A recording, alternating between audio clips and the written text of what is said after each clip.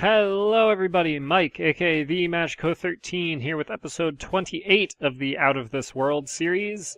So in this episode we are just finishing up some stuff on Pol, and then we will be headed to the moon. So the things that we need to do on Pol are, first off, turn the engines on, because for whatever reason that button is not actually working. So I will have to jump out and do this manually.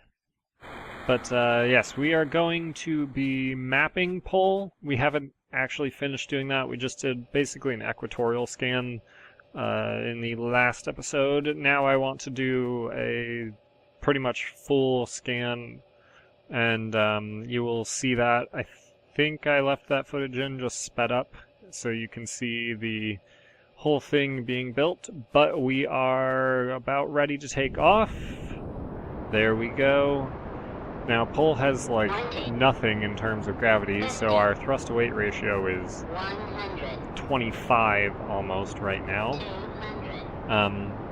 You might be able to hear the little Kerbal voice in the background telling us our radar distance, up to 500. But yeah, we've got 3.5 kilometers per second of delta V in this.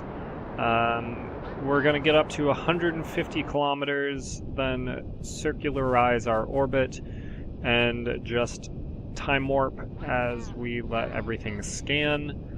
When we're done with that, we'll have a full Kethane, biome / anomaly, and just low-res radar scan. So we're just starting these. That's all it is turning those on. We've got our 150 kilometer orbit. You can see in the little window, as we time warp, the map just kind of completes itself.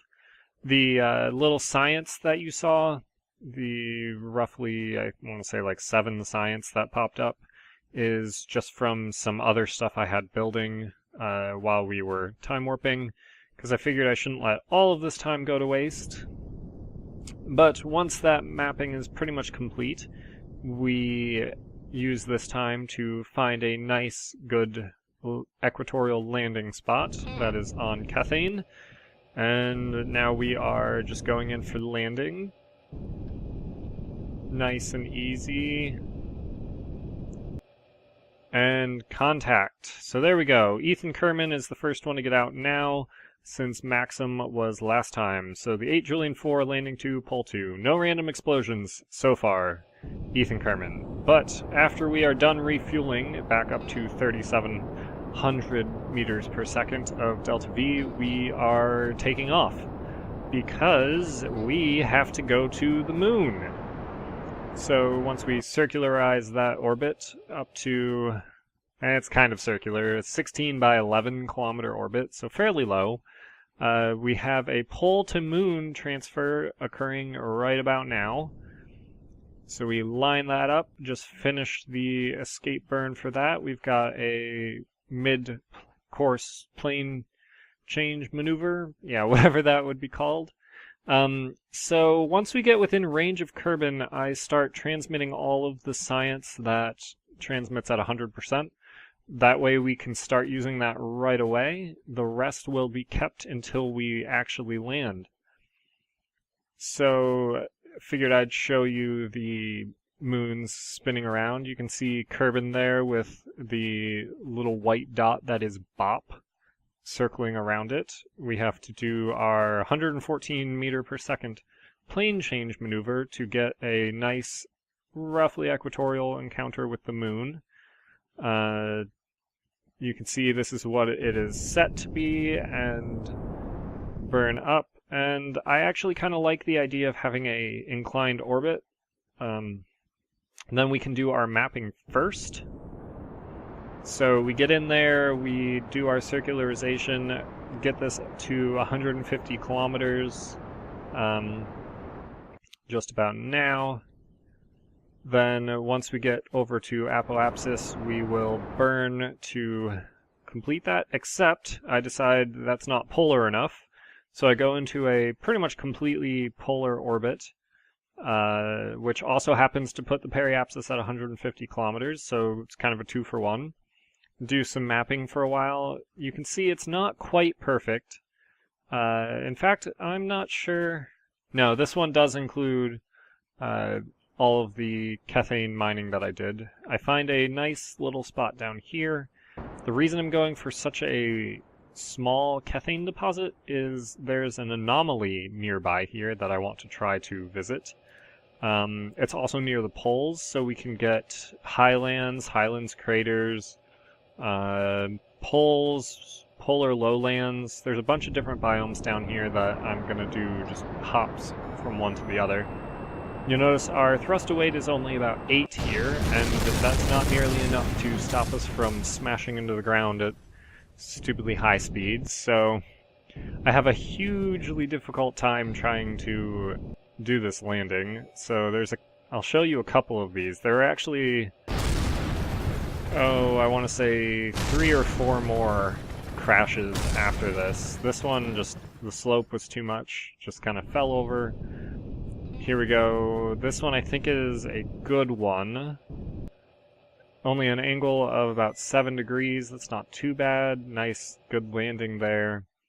And then it should be Maxim's turn to get out after we put out the Kethane miner. You can see the plumes coming up, indicating that we are in fact on the Kethane deposit. Do the materials study, the mystery goo, crew reports, all that stuff. Maxim will hop out, grab all of those. It's really annoying trying to get to the mystery goo containers and the science container. I don't know what I'm going to do on Lathe, because I'm not sure if the jetpack will actually be enough to get all the way up there. But luckily it doesn't really have biomes, and I don't think I'm going to try to do a water landing at all. But yeah, Maxim has such a hard time that he smashes right into a solar panel, breaks it, and we quick load in order to not have that happen.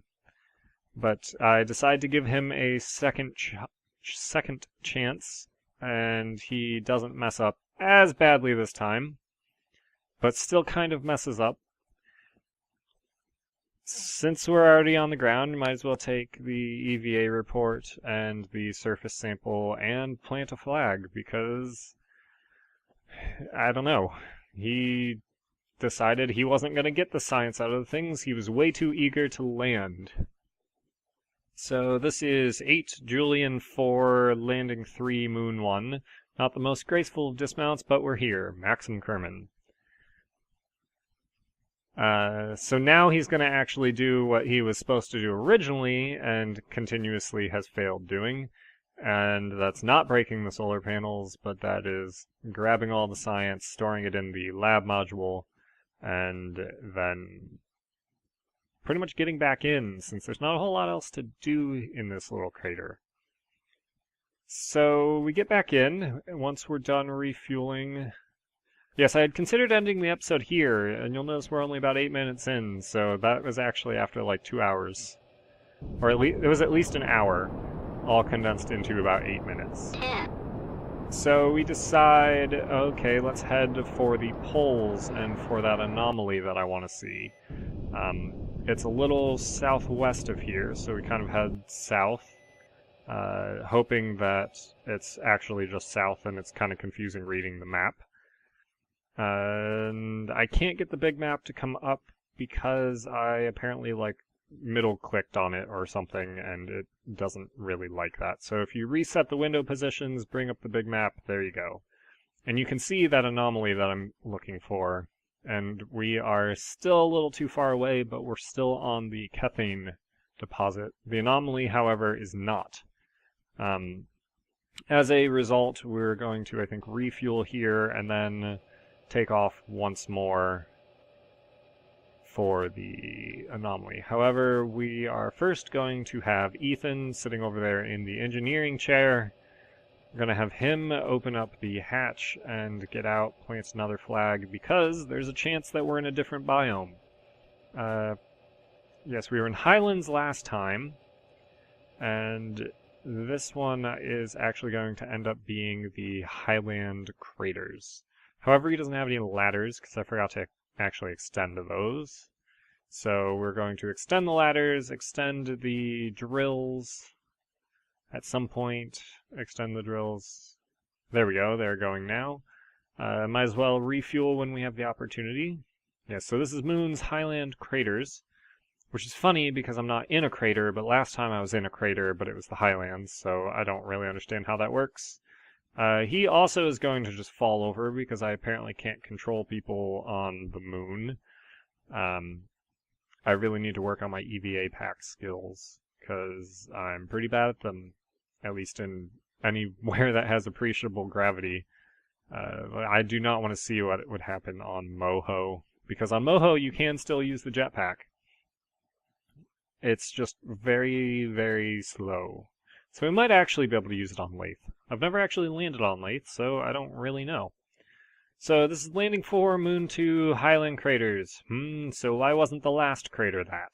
Ethan Kerman. Not complaining, we actually got new science. So Ethan's gonna go fly off and grab that.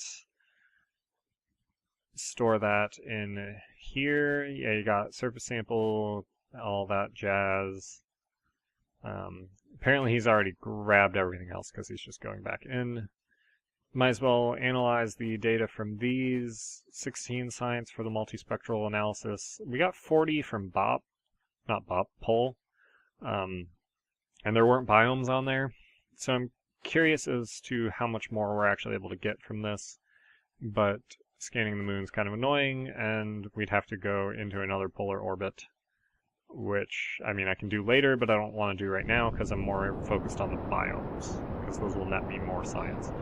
So now we head southwest towards that anomaly, hopefully landing there soon. I have no idea what that anomaly is, so this is another landing. I know for a fact already that I think I went a little too west, but you will find that out soon enough. So this is Moon's Highlands again.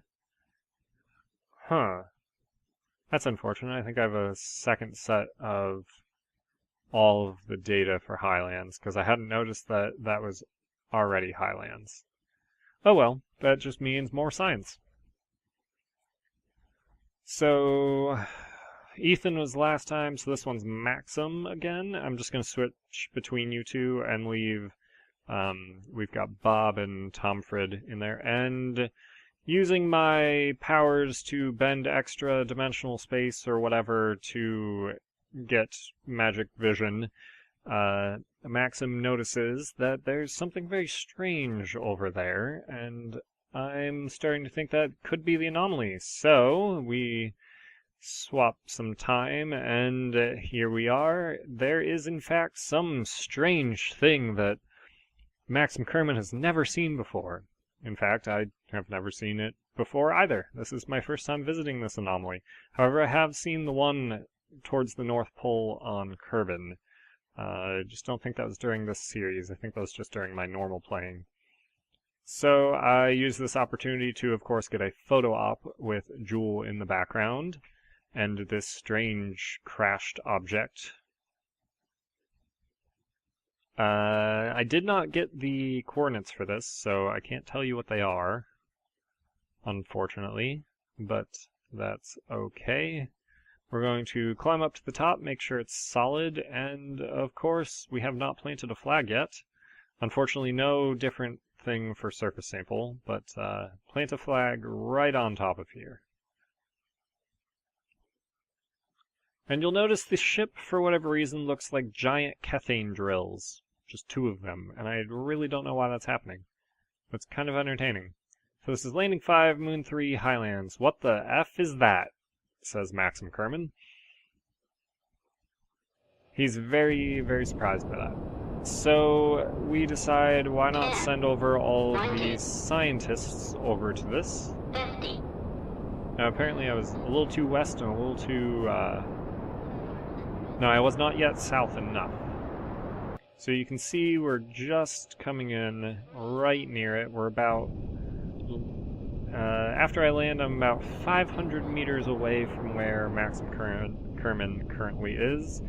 But we are going to get out because Ethan and the guys in the lab really want to see what this crazy thing is that Maxim keeps talking about over the radio. So Ethan hops out.